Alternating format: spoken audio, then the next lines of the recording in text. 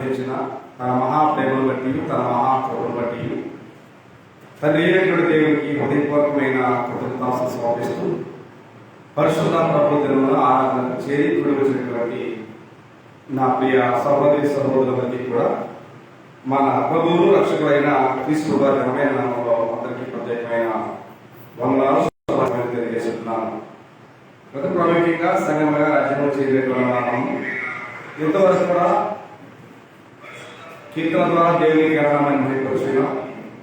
ఈ సమయంలో మనందరం కలిసి పరిశుద్ధ గ్రంథం నుండి విలువైన శ్రేష్టమైన దేవుని మాటలు వినడానికి మనం ఇది ప్రభు దినమున మనము ఆరాధనలో ఆలోచించేటువంటి నేర్చుకునే అంశం ఏంటంటే లోకములో నశించిపోతున్న మానవ ఆత్మలు అనే విషయాన్ని మనం ఆలోచించగలుగుతున్నాం. నశించిపోతున్న మానవ ఆత్మలు అనేటువంటి విషయాన్ని మనం గమనించి ఆలోచించడానికి సిద్ధంగా ఉంటున్నాం. నశించిపోవడం అనేటువంటి అర్థం, నశించిపోవడం అర్థం ఏంటి? నశించిపోవడం అంటే అర్థం ఏంటి? నశించిపోవడం అంటే అర్థం ఏంటి? నశించిపోవడం అనే మాట చాలా సంతకంలో రాయబడింది. నశించిపోవడం అనేటువంటి మాటను మనం గమనించినట్లయితే నశించిపోవడం అంటే దేవుడు మానవునికి ఏదైతే ఇచ్చాడో, ఉచితంగా ఏమి ఇచ్చాడు అని అంటే ఆదికాండం 2వ అధ్యాయం 7వ వచనం మీరు చదివినప్పుడు దేవుడైన యెహోవా నేల మట్టితో నరుడు నిర్మించి వారి నాసికారంలో ఏమయ్యాడు? జీవవాయువు వదగా నవ్వేమయ్యాడు, జీవాత్మ అయ్యాడు అన్నాడు. మానవుడికి ఉచితంగా అనుగ్రహించబడినటువంటిది జీవాత్మ. ఆత్మ జీవాత్మ. సో అది ఎంతకాలము మనిషి లేదా మానవుడు అనేటువంటి మానవుల జీవితంలో రెండు చాలా విలువైనటువంటివి. రెండు భాగాలు ఉన్నాయి. ఒకటి ఏంటంటే ఫ్లాష్ దేహము, రెండవది ఏంటంటే సోల్ ఆత్మ. ఈ రెండింటిలో శాశ్వతమైన ఏంటి? ఏమిటి? ఆత్మ శాశ్వతం. కానీ భూమి మీద జీవించే మానవుల దగ్గర రెండు ఉన్నాయి. ఒకటి దేహం ఉంది, రెండు ఆత్మ ఉంది. కానీ ఈ రెండింటిలో మానవుడు చాలా జాగ్రత్తగా దేని పట్ల ఉంటాడు?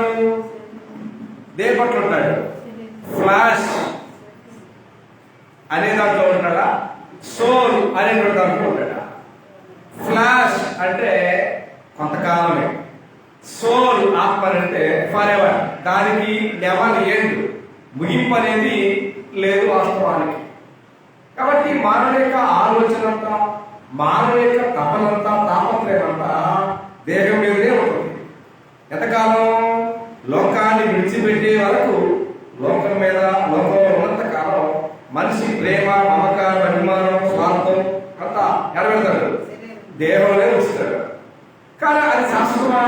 అది కాదు. శాశ్వతమైనది ఏంటి? ఆత్మ. మరి ఆత్మ కొరకు ఏమైనా సాక్రిఫైస్, త్యాగం చేస్తాడా? చేయడం. సమయాన్ని ఇవ్వడం. ఏమండి? ఏది దేవునికి ఇవ్వకుండా నిర్లక్ష్యం చేస్తూ ఉంటాడు ఈ దేవునికి ఉందా? కాబట్టి లోకమంతా ఎక్కడుంది? దుష్టుని ఉంది. కాబట్టి ఏ వ్యక్తి అయితే పాపానికి బానిసై ఆజ్ఞ తిరిగించి చనిపోతాడో ఏమైంది? రోమపత్రిక 6:7 చెప్పబడింది. ఏలయనగా పాపం వలన వచ్చే జీవితం మరణం అన్నాడు. అది ఏ రకమైన మరణం అంటే మానవ దృష్టిలో ఒకే మరణం గురించి ఫోకస్ చేస్తాం. లిటా మరణం అంటే ఒక వ్యక్తి కుటుంబంలో జీవించిన వ్యక్తి మరణించాడండి, చనిపోయాడండి, నిన్నదాకా మొన్నదాకా మాత్రం తలుచుకున్నాడని ఆ మరణం గురించి మాత్రమే ఆలోచన చేస్తే క్రైస్తవ లోకం. అది న్యాచురల్, అది కామన్. కానీ ప్రతి క్రైస్తవులు ఆలోచించాల్సిన మరణం ఏంటంటే సెకండ్ డెత్. అది ఘోరమైనది. ఓకేనా? అది చాలా ఘోరమైనటువంటి రెండవ మరణం అనేటువంటి దాని గురించి మనం ఆలోచన చేయట్లేదు. ఆలోచన చేయాల్సింది భౌతిక సంబంధం మరణం కోసం కాదు. ఎందుకంటే 89 ఉంటాడు 148 వచనంలో మరణము రుచి చూడక బ్రతుకు నరుడు ఎవడు లేడు. ఆదాము మొదలుకొని ఇప్పటిదాకా ఎందరైతే భూమి మీద తల్లి గర్భం నుంచి జన్మించారో వారెవరు కూడా ఎవరు భూమి మీద అందుకోసమే జాతస్య మరణం ధ్రువం అన్నాడు. అంటే పుట్టిన ప్రతి మనిషి చనిపోవలసిందే అని చెప్పింది లోకం. అలాగే ఆ లోకంలో ఉన్న ప్రతి మానవుడికి దేవుడు ఏమి ఇచ్చాడంటే జీవాత్మ అనేటువంటి ఒక వరాన్ని నిర్మించాడు. కానీ మనిషికి ఆలోచన దేని మీద ఉంది? జీవాత్మ మీద ఉందా? ఫ్లాష్ శరీరం మీద ఉందా? దేహం మీద ఉంది. ఎప్పటిదాకా? ఈ లోకాన్ని విడిచి వెళ్ళేదాకా, నువ్వు ఏం చేసావని ధనవంతుడిని అడిగేదాకా ధనవంతుడికి తేడా ఉంది. ధనవంతుడి మనసు తేడా ఉంది. ధనం మీద ఉంది, దేహం మీద ఉంది, లోకం మీద ఉంది. ఇది శాశ్వతమో దాని మీద మన మనసు ఉంచాలని దేవుడు ఎస్పెషల్లీ విశ్వాసులు క్రైస్తవ దేవుడు కోరుతున్నట్టు దేవుడు. కాబట్టి మనం అంతా నశింపకుండా ఉన్నట్లు ఉన్నాడు. ఎక్కడ అంటే నశించిపోవడం తాపని మనకు బోధించింది. ఎందుకంటే ప్రార్థనకి వెళ్ళిన ప్రతి వారిని అడిగితే ఈ రెండు చెప్తారు. ఏమని? నరకమని, నిత్య జీవమని. ఏమని చెప్తారు? నరకమని, నిత్య జీవమని ఈ రెండింటి గురించి చెప్తూ ఉంటారు. ఈ రెండింటి గురించి చెప్తారు. కానీ ఈ రెండింటిలో దేని గురించి ఆలోచన చేయాలా? నిత్య జీవాల గురించి ఆలోచన చేయాలి. నిత్య జీవం గురించి మనం ఆలోచన చేయాలంటే మన మనస్సు, మన దేహం, మన అన్ని కూడా ఎలా ఉండాలా? పరిశుద్ధంగా ఉండాలా, పవిత్రంగా ఉండాలా. Be careful in our life. నీ జీవితము చాలా జాగ్రత్తగా ఉండాలి దేవుడు కోరుతా ఉంటాడు. కానీ భౌతిక సంబంధమైన దేహానికి ఉన్నటువంటి జాగ్రత్త, భౌతిక సంబంధమైనటువంటి దేహానికి ఉన్న జాగ్రత్త, ఆత్మ సంబంధమైనటువంటి జీవితానికి ఉందా? తెల్లారంగానే ముందు కాఫీ టీలో పోయా, 7:30 టిఫిన్ అయ్యా, మధ్యాహ్నం 12 భోజనం కావాల, సాయంత్రం మళ్ళా భోజనం పెట్టాలి. అలాగే దేవుడు మనకిచ్చినటువంటి జీవాత్మ అనేటువంటి భాగం ఏదైతే ఉందో దాని కొరకు మనం ఎంత ఫీడింగ్ ఇస్తున్నాం? తెల్లారలాగానే కాఫీ టీ అంటాం, తింటే బాగానే ఉంది. ఈ 3 చేసినా వాక్యం చదవడం తాపంతే ఉంది.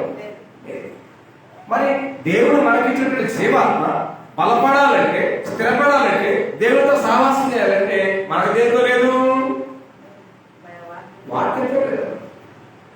అంటే భౌతిక సంబంధాన్ని దేహానికి ఆ బలహీనత ఈ బలహీనత చెప్పి ఏసీ వేసి దాన్ని చాలా జాగ్రత్తగా చాలా భద్రంగా చేస్తున్నాం దేవుడు ఇచ్చినటువంటి దేహాన్ని.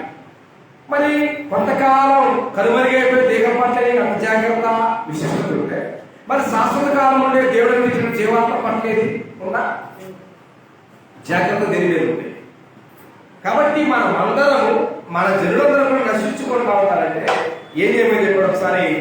యోహాను సువార్త 11వ అధ్యాయం 50వ వచనంలో ప్రధాన యాజకుడు కైఫా సందర్భంగా చదవబోతున్న సమయంలో యోహాను సువార్త 11వ అధ్యాయం 50వ వచన భాగాన్ని, మన జనమంతయు నశింపకుండానట్లు ఒక మనుష్యుడు ప్రజల కొరకు సరిపోవటం మీకు ఉపయుక్తమని మీరు ఆలోచించుకోవాలని అర్థం చెప్పాడు. అంటే ఇవాళ భూమి మీద జీవించిన ప్రతి మానవుడు, వారు సామాన్యులైనా, సామంతులైనా, దరిద్రులైనా ఈ లోకాన్ని విడిచేదాకా దేని శ్రేయస్సు కొరకు మనం ఆలోచన చేస్తాము? దేహము దాని యొక్క క్షేమము, దాని బాగోగు కొరకు మనం ప్రయత్నపడతాం. అవును కదా? దానికి ఎన్నో రకాలైన హంగులు అందుతూ ఉంటాం. బట్టలేసి, బోడలేసి, అయ్యేసి ఎన్నో రకాలైనటువంటి హంగులు అందుతాం మనం మన దేహానికి. ఎందుకని? మన దేహం ఎలా ఉండాలా? అందంగా ఉండాలా, సౌందర్యంగా ఉండాలని చెప్పుకుంటాం. కానీ గ్రంథం ఏం చెప్తుంది? అందము మోసకరము, సౌందర్యము వ్యర్థము అన్నాడు. వ్యర్థము అని చెప్పాడు నెరవేర్చలేము. ఏం చెప్పాడు? సూర్యుని కింద ఉన్న ప్రతిదీ వ్యర్థము అని చెప్పాడు. కానీ మరి మన దేహం కూడా దానిలో ఒక భాగమేగా. అయినా మన కాన్సన్ట్రేషన్ కాబట్టి దేహం మీదనే ఉంటుంది. అంటే దేహాన్ని ప్రేమించే వ్యక్తి దేవునికి దూరంగా ఉంటాడంట వాస్తవం. దేవుడిని ప్రేమించే వ్యక్తి దేహానికి దూరంగా ఉంటాడు. ఈ రెండింటిని ప్రేమించడం యాజ్ ఇంపాసిబుల్. అర్థమవుతుందని చెప్పేసి ఒక మానవుడు దేహాన్ని ప్రేమించాడా దేవునికి శత్రువు, దేవుణ్ణి ప్రేమించాడా దేహానికి శత్రువు. కానీ మనమే ప్రేమిస్తాము, మనం ఎక్కడ అర్థంగా పోవడం జరగదు. ఎందుకంటే మన ధ్యాస, మన ప్రేమ, మన దిగామం అంతా దేవుడు మనకిచ్చిన ఏకమే. ఎంతకాలం ఉంటుంది నీతో? కొంతకాలమే. అంతలో కలబడి ఎంతలో మాయమైపోయే ఆవిరి వంటి వారే గ్రంథం మనకు బోధిస్తూ ఉన్నా, ఆ గ్రంథాన్ని మోస్తున్నా, ఆ గ్రంథాన్ని చదువుతున్నా, ఆ గ్రంథాన్ని వింటున్న మనకి జ్ఞానోదయం అనేది కలగట్లేదు. అప్పుడు ఇక్కడ ఉన్నాడు మన జనమంతయు. చూడండి అక్కడ 11:50 కానీ మన జనమంతయు నశింపకున్నట్లు ఒక మనుష్యుడు ప్రజల కొరకు సరిపోవడం మీకు యుక్తమని మీరు ఆలోచించుకోవాలి. నశించిపోతున్న జీవాత్మ గురించి ఏ మానవుడు ఆలోచన చేయరు. అర్థమవుతుందా? నశించిపోతున్న ఏ జీవాత్మ గురించి ఏ మానవుడు ఆలోచించలేరు. ఆత్మ బలహీనంగా ఉంది, మరి దీనికి శరీరం అవసరం లేదా? ఆత్మ బలహీనంగా ఉంది, మరి దీనికి ఆహారం అవసరం లేదా? అవసరమే. కానీ శరీరానికి కొంత బలహీనత రాగానే, అనారోగ్యం రాగానే, అస్వస్థ రాగానే ఇమ్మీడియట్లీ ఉన్నా లేకపోయినా అప్పు చేసినా ఆదాయం చేసినా ఎక్కడికి ఆసుపత్రికి వెళ్ళాలి. ఆ ట్రీట్మెంట్ చేసుకున్న దాకా మనకి మన శాంతి. ఆత్మ నరకాలలో నశించిపోతున్నా ఇబ్బంది లేదు, కానీ 3-4 దేవుని కొరకు మాత్రం మన పడేటువంటి తాపత్రయం విలువ కట్టలేదంట. నువ్వు దేవుని కొరకు తపన పడుతున్నావు, నీవు ఆత్మ కొరకు తపన పడుతున్నావు అన్నది నాకు తెలియకపోవచ్చు, లేదా మీరు తెలియకపోవచ్చు, కానీ మన ఆత్మలకు తండ్రి అయిన దేవునికి సమస్తం తెలుసు. అంటే దేవుడు నీకు ఇచ్చినటువంటి శ్రేష్టమైన జీవితాన్ని త్రాగడం కోసమా, తినడం కోసమా, లేదా ఇంకా యాత్రల కోసమా, విహారయాత్రల కోసమా, దేని కోసం నువ్వు ఎక్కువ టయాన్ని స్పెండ్ చేస్తున్నావు అన్న ప్రతి విషయం దేవుడు ఏం చెప్పనవసరం లేదు. ఇబ్బందులు తెచ్చిస్తాడు. మనము ఎవరికి లెక్క చెప్పవలసి ఉన్నదో, 4:13 మనము ఎవరికి లెక్క చెప్పవలసి ఉన్నదో ఆ దేవుని కనులకు ఏం లేదంట మరుగు లేక అన్నాడు. మరుగంటే ఎవరు తెరే పెట్టల, ఎవరు అడ్డేం పెట్టల, ఎవరు సేనగొండం కట్టలేదు. మరుగు లేక తేటగా స్పష్టంగా వెరీ క్లియర్ విజన్ ఎవరికి? మన తండ్రి అయినటువంటి దేవుడికి. కాబట్టి మన జనమంతయు నశింపకున్నట్టు ఒక మనుష్యుడు చనిపోకుండా ఆవశ్యకమని చెప్పి దాని గురించి ఆలోచించమని చెప్పాడు. ఆ రోజున శాస్త్రులు కానీ, ఆ రోజున పరిచయులు కానీ, ఆనాటి యోధాజనం కానీ ఎవరు కూడా కెనాట్ వాడు ఆలోచించే అలాగే ఇప్పుడు చేస్తాం ఉంటారు. మనం ఆలోచన చేస్తామంటారా? మనము చెయ్యం.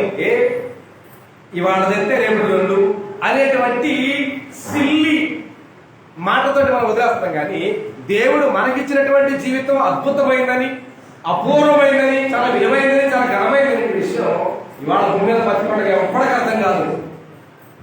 చనిపోయిన తర్వాత ధనవంతుని అడిగిన ప్రశ్న అప్పుడు అడిగితే కానీ మనకు అర్థమవుతుంది. అర్థమయ్యాక చేయగలిగింది ఏమీ లేదు. అలాంటి దుస్థితి, అలాంటి దుర్గతి ఏ మానవుని జీవితానికి రాకముందే చనిపోతున్నాడు. అందుకోసమే ప్రసంగంలో 12 చూడాడు, దుర్దినములు రాకముందే నీ సృష్టికర్త స్మరణకు తెచ్చుకున్నాడు.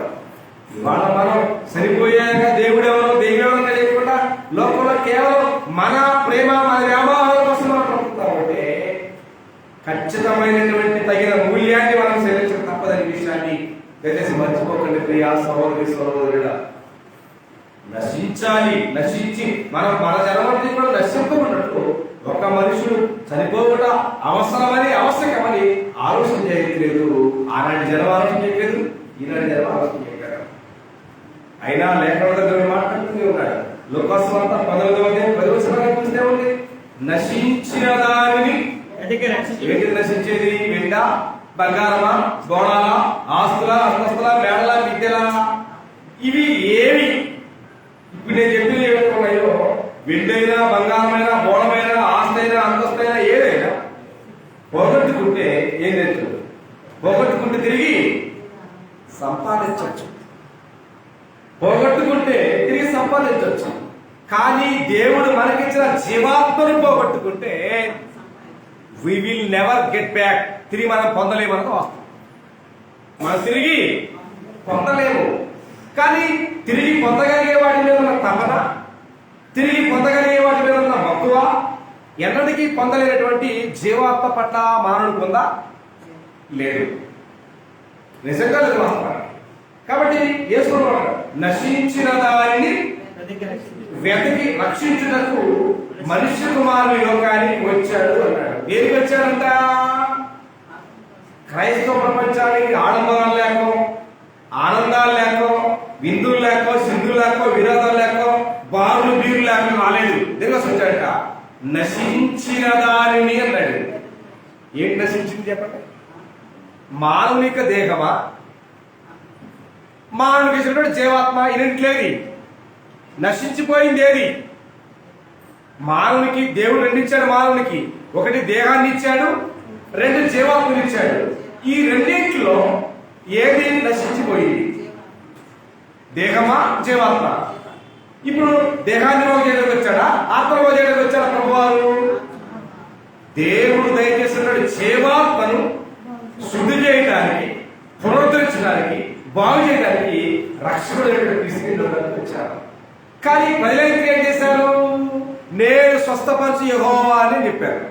ఏంటి స్వస్థపరిచేది? దేహాన్ని. ఏమండి, నిజంగా సిద్ధాంతాన్ని, వాక్యాన్ని చాలా అనుగుణంగా మార్చుకొని ప్రపంచాన్ని, ఎస్పెషల్లీ క్రైస్తవ ప్రపంచాన్ని తప్పుదారి పట్టేస్తున్నటువంటి అజ్ఞాన బోధన ప్రపంచంలో కూరుకుంటున్నారు. నిజంగా యేసు కుమారుని లోకానికి అందించింది అనారోగ్యంతో ఉన్న బాధితులందరినీ కూడా బాగు చేయడానికో, అప్పుల్లో ఉన్న వారికి విడిపించడానికో, ఇంకా లోకంలో మీడియా చూసినట్టుగా అలాంటి దరిద్రమైన ఇలాంటి కార్యక్రమాల కొరకు యేసు ప్రభువు రాలేదు. నశించిన దారిని, only one concept in the Bible, ఒకే ఒక ఉద్దేశాన్ని గ్రంథం మనకు బోధిస్తూ ఉంది. కాబట్టి మత్తయి సువార్త 1:20 చెప్పుకొచ్చాడు. మరియు కన్యక గర్భవతి అయి కుమారుని కనును, ఆయన తన ప్రజలను వారి పాపముల నుండి ఆయనే రక్షించు. యేసు అనే వారికి అర్థమేంటి? రక్షకుడు. దేనికి? మన జీవితాల్లో మనము కలిగి ఉన్న మన పాపాలను విడిపించడానికే ఈజ్ ఎ సేవియర్. ఆయన రక్షకుడు అని చెప్పింది కదా. కానీ రక్షకుడు అనేటువంటి విషయాన్ని ఏనాడో ప్రపంచం పక్కన పెట్టేసి యేసున్నామన్నమా ఆరోగ్యం ఇస్తాడు, యేసున్నామన్నమా స్వస్థత ఇస్తాడు, అప్పులున్నాయా, ఆరోగ్యాలు ఉన్నాయా, బాధలు ఉన్నాయా, చింతలు ఉన్నాయా, వాటన్నింటినీ తొలగిస్తాడు, యేసున్నామండి అని చెప్పి మాయ బోధన, గారడి బోధన ప్రపంచం చేసి బతుకుతున్నాయి. నిజంగా యేసు నమ్మితే అవి కాదు పోవాల్సింది, అవి నీతో ఏమీ శాశ్వతం కాదు. దేవుడు నీకు ఇచ్చిన ఆత్మ శాశ్వతం కనుక ఆ నశించిపోతున్న మన జీవాత్మ దేవుడు రక్షించాలని, శుద్ధి చేయాలని క్రమబద్ధీకరించిన గొప్ప ప్రణాళికతో దేవుడు తన కుమారుడు పెడితే దాన్ని ఏమైనా మార్చారు? స్వస్థపరిచి యెహోవా. యేసు రక్షించును, యేసు రక్షించును, యేసు విడిపించును, యేసు స్వస్థపరుని చెప్పి టైటిల్ మార్చి దుర్మార్గమైన బోధనతో ప్రపంచం ఉరుగుతుంది. కాబట్టి నశించిన దానిని వ్యక్తి రక్షించడం పరిస్థితులు వారి లోకానికి వచ్చాడు. అయినా ఆయన 2020 సంవత్సరాల లోకానికి వచ్చాడు. దేనికోసం? నశించిపోతున్న మానవ జీవాత్మలను రక్షించడం గొప్ప సదుద్దేశంతో ఆయన వచ్చాడు. అయినా మారయ్య మనం మనుషుల యొక్క మనసులో ఉన్న కోరిక ఏంటంటే కొత్త సంవత్సరం రావాలని ఉరుతులు ఊగారా? అయిపోయిందా? జనవరి అయిపోయింది, ఫిబ్రవరి అయిపోయింది. అలా కూడా నెలలు మారుతాయి, సంవత్సరాలు మారుతాయి, వారాలు మారుతాయి, క్యాలెండర్ పేజీలు మారుతాయి. అవి మారడం పెద్ద గొప్ప ఏం కాదు.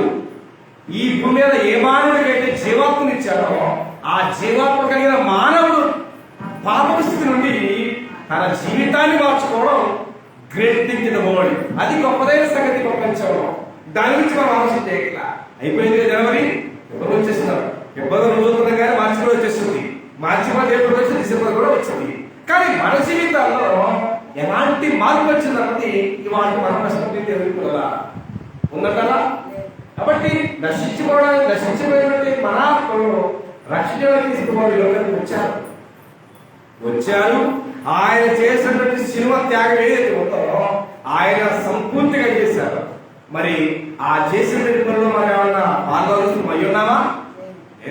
ఏదో ఒక వేడుకలాగా ఒక వాడుకలాగా కళ్ళతో చూసి నోటి చెప్పేది కార్యక్రమం కాదన్నది మనం మర్చిపోతుంది దేవుని పిల్ల.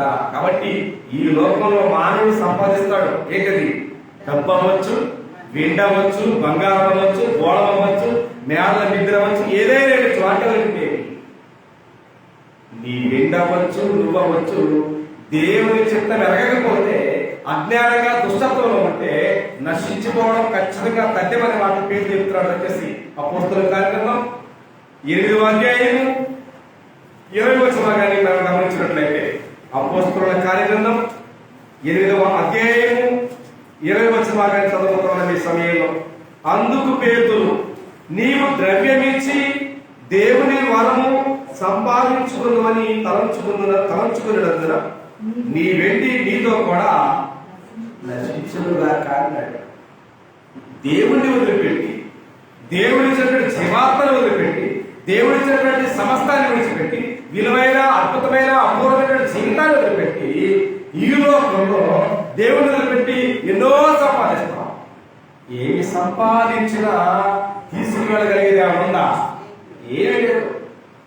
మనుషుడు తల్లి గర్భంలో నుండి ఇలా వచ్చాడు, దిగంబరిగానే వచ్చాడు, దిగంబరిగానే వెళ్ళాలి, వెళ్తున్నాడు.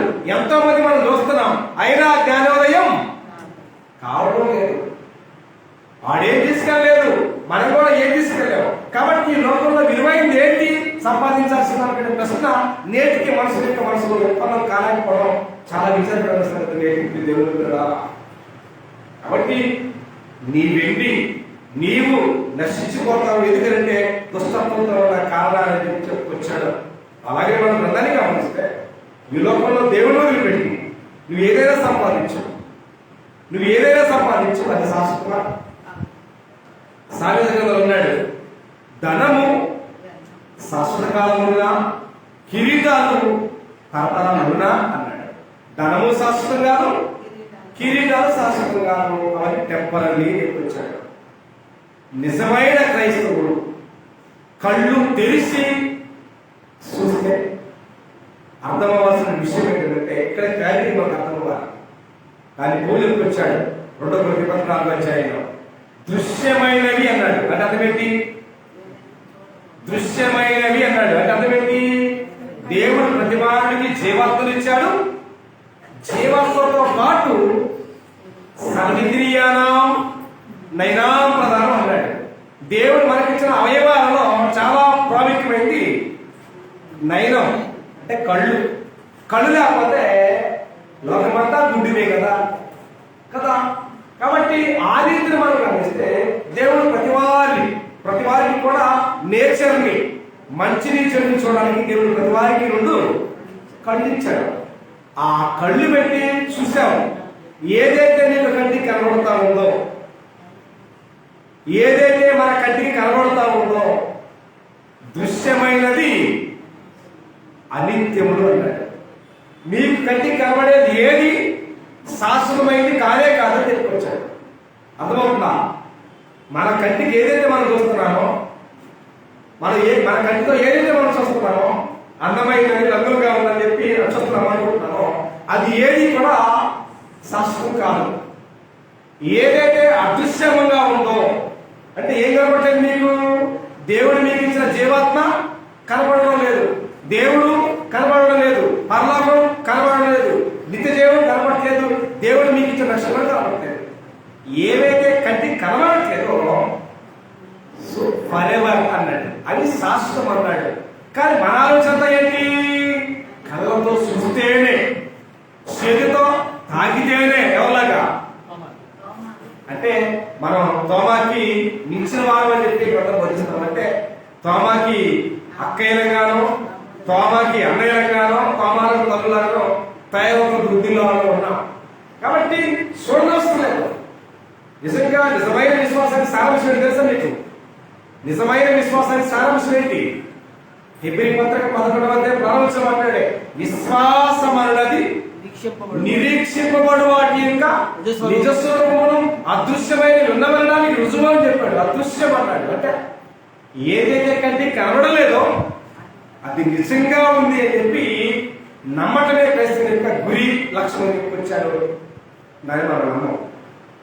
చూస్తేనే తాగితేనే ఏమండి అది మనకు కనబడితేనే ఎలాంటి పరిస్థితులు నమ్మే క్రైస్తవ్యం పత్తి వ్యాపారం ఇచ్చినటువంటి అఘోరమైన విషయాలు మర్చిపోకండి. కాబట్టి ఇక్కడ అంటాడు, పేతురుతో అంటాడు, గాలిడి సీమ దగ్గర వెండి బంగారం ఉంది, అది ఇచ్చేసి ఏదో సంపాదించాలనుకుంటాడు. అది వేరే పని కాదు. నీ వెండి నీవు మొత్తమని రక్షించుకోవాలి అబ్బాయి అని చెప్పి స్పష్టంగా బోధించుకుంటాను. అయితే మారు మనసు అనేది చాలా ప్రాముఖ్యమైనది. నేను ఇప్పుడు చెప్పాను, అన్ని మారుతున్నాయి కానీ మనిషి యొక్క మనస్సు మారట్లా. మనస్సు మారాలి. ఏం మారినా ఏం మారకపోయినా మనసు మారితే అంటే దేని పట్ల మనసు మారాలి? దేవుని పట్ల, దేవుని వాక్యం పట్ల, దేవుని చిత్తం పట్ల నీ మనసు మారాలన్నాడు. మనసు మారాలంటే ఏం తెలియాలా? మనసు మారాలంటే ఏం తెలియాలా? ఒక మనిషి యొక్క మనస్సు మారాలి అంటే చాలా ప్రాముఖ్యంగా ఏం తెలియాలా? దేవుని చిత్తం తెలియాలా. కాబట్టి రోమిలకు రాసిన పత్రిక 12 చెప్పొచ్చారు, మీరు ఈ లోక మర్యాదలు అనుసరింపక ఉత్తమమును అనుకూలమును సంపూర్ణమైన దేవుని చిత్తమేదో తెలుసుకున్నట్లు మీ మనస్సు మారి రూపాంతరం పొందాలన్నాడు. మీ మనస్సు మారాలంటే తెలియాలా? దేవుని చిత్తమే తెలియాలా? దేవుని చిత్తం ఎట్లాంటిది తెలియాలా? మన మనసులో ఉన్న వాటికంటే కూడా ఉత్తమమైనదని, మన మనసులో ఉన్న దానికంటే అనుకూలమైనదని, మన మనసులో ఉన్న వాటికంటే విలువైన విషయం, అది దేవుని చిత్తమైన విషయం తెలుసుకున్నప్పుడు మన మనసు మారినట్టు ఆస్కారం ఉంటుంది. దేవునికి విలువ లేదు, వాక్యానికి విలువ లేదు, దైవ సంబంధ దేవుని పనినా విలువ లేదు. మన పని అంటే విలువ కదా. మన పని అంటే చాలా విలువ, మన డబ్బులంటే చాలా విలువ, మన బంగారం అంటే చాలా విలువ, మన ఆస్తి అంటే దేవునికి చాలా విలువ. కానీ మరి దేవుడు అంటే, దేవుని ఆస్తి అంటే, దేవుని పని అంటే ఉందా? స్వామి కార్యం అయితే ఒకలాగా, స్వకార్యం అయితే ఒకలాగా, మన పని అయితే ఒకలాగా, మరొక పని అయితే ఒకలాగా చేసేటువంటి ఇలాంటి స్వార్థం ఉన్నంత కాలం ఏ వ్యక్తి యొక్క జీవన ప్రమాణాలు అభివృద్ధి పోయింది ఛాన్సే వాస్తవం. కాబట్టి గంధం మనకు బోధిస్తూ ఉంది, మీరు మారు మనసు పొందని కదా ఏమవుతారు? మీరు అలాగే నశిస్తున్నారు. మారు మనసు పొందే అవకాశాన్ని దేవుడు ఇచ్చాడు, మీ జీవితాన్ని మార్చుకునే స్థితిని దేవుడు ఇచ్చాడు. అయినా మనం మార్చుకోలేకపోతే ఏమైనా ఉపయోగం? లోకాసు వార్త 11వ అధ్యాయం 3వ వచనం చూస్తే, లోకాసు వార్త 11వ అధ్యాయం 13వ అధ్యాయం 3వ వచనం, కానీ మీరందరూ మారు మనసు పొందని కదా మీరు అలాగే నశిస్తున్నారు అంటారు.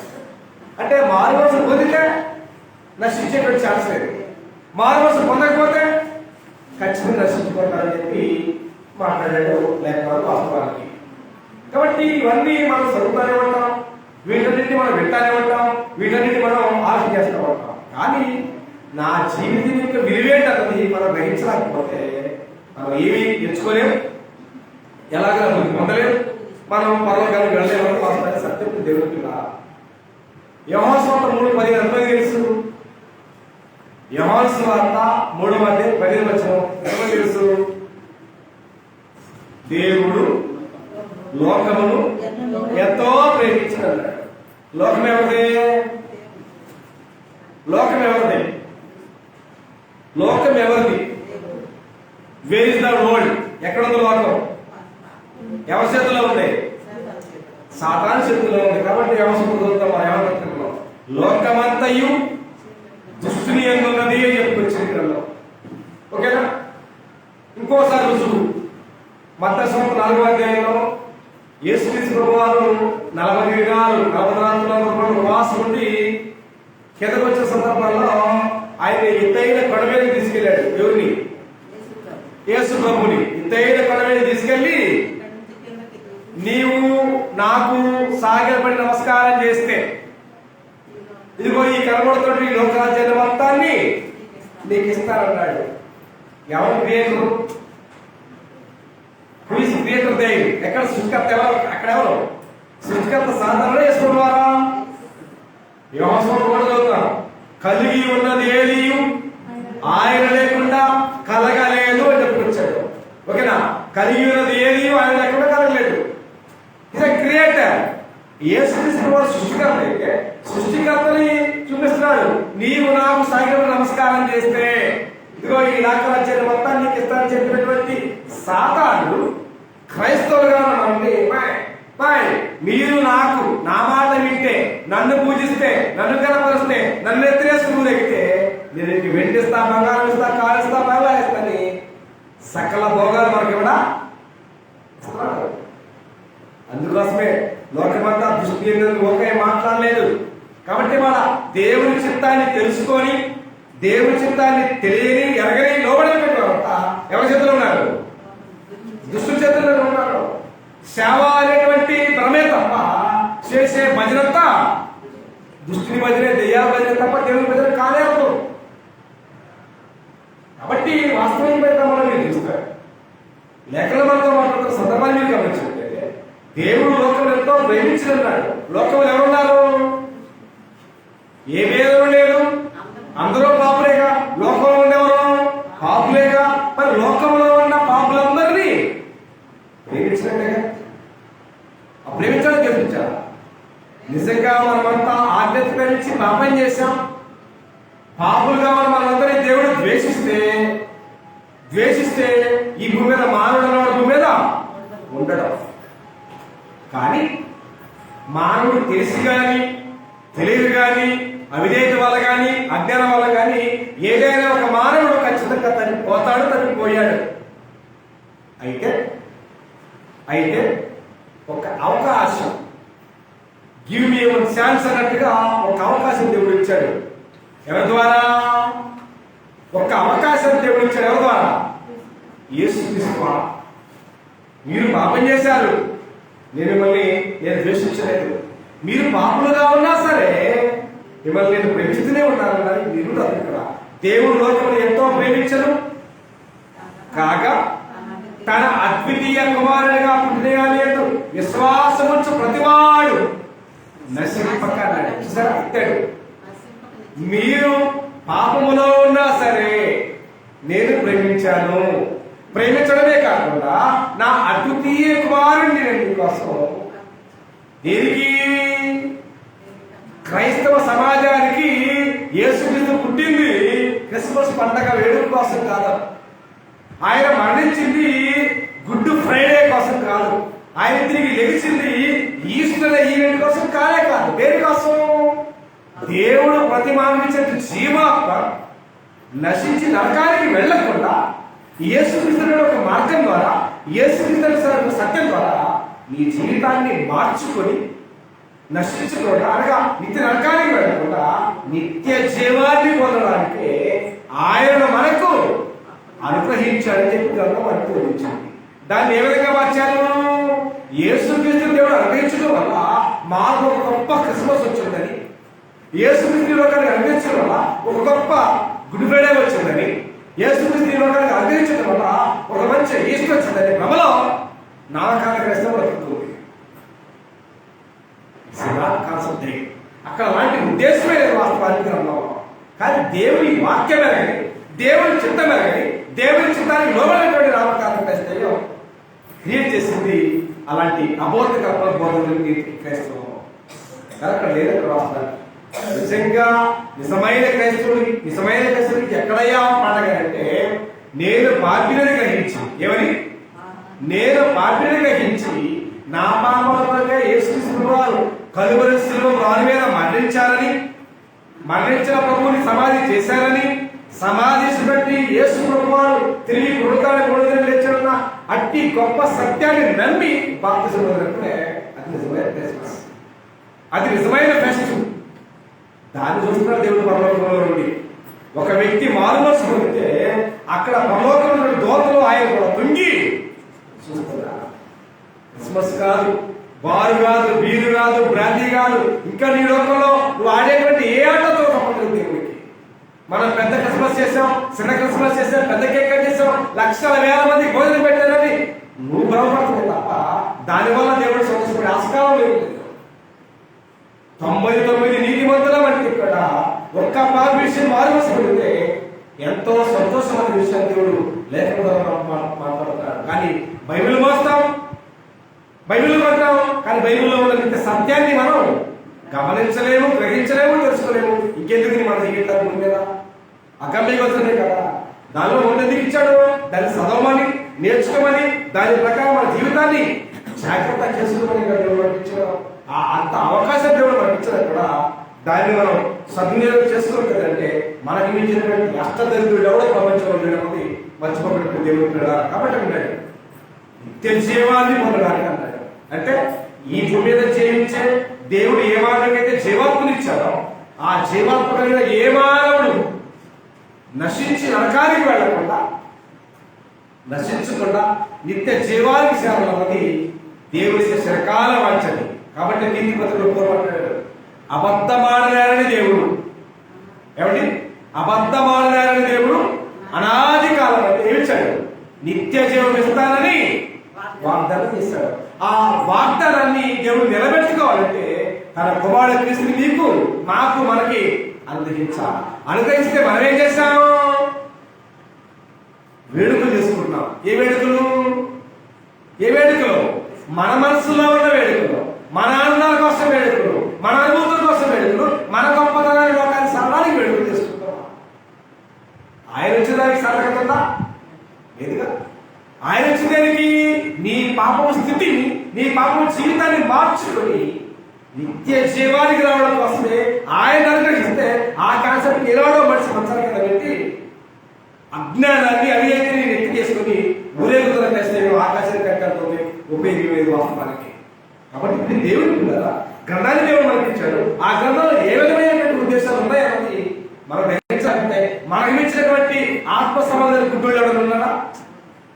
దేవుడు ఖండించాడు, చూస్తున్నాం. కళ్ళు లేకపోతే ఏం చూడలేక అది ఖండించిన గ్రంథంలో ఏముందో చూడాలిగా, చూడాలి. ఏముందో చూడాలా, ఏముందో చేయాలా, దాని ప్రకారం నశించబడి సంతోషిస్తున్నాం. కానీ వారు చూసులకు మాత్రమే చూస్తున్నారు కానీ వినులకు మాత్రమే వినులు కానీ గ్రహింపనంటే సరిపోతా అవరుగా. కాబట్టి దేవుడు లోకాల్లో ఉన్న ప్రతి మానవుడికి ఎవరు గ్రహించాలంటే నిత్య జీవాన్ని అనుగ్రహించాలని, ఏ మనిషి నరకానికి వెళ్ళకూడదని తప్ప ఉద్దేశం కలిగిన దేవుడై ఉండి ఆయన మనకు అనుగ్రహిస్తే ఆయన కేవలం వాడుల కోసం, వీడుల కోసమే. కేవలం ప్రపంచమంతా, ఎంటైర్ ప్రపంచం 40 రోజులు మాత్రమే ఆయన ప్రసిద్ధి చేసింది. 20 రోజులు, 40 రోజులు. ఒకటి క్రిస్మస్ 40 రోజులు, 2 లెంట్ అంట. లెంట్ అన్నమాట బైబిల్ లేదు. ఎంత దుర్మార్గమైన పౌరులు వచ్చినాయి ప్రపంచంలో చూడండి. లెంట్ అన్నమాట కానీ, క్రిస్మస్ అన్నమాట కానీ అలాంటి పదాలే బైబిల్ లేకపోతే ఎలాంటి అబోధ కల్పనలు క్రైస్తవ్యానికి శవంలో చేశారు, కనిపెట్టి పోశారు. ఇక మార్చి 5 నుంచి మొదలు పెట్టారు. దేవుడు ఏం చెప్పాడు?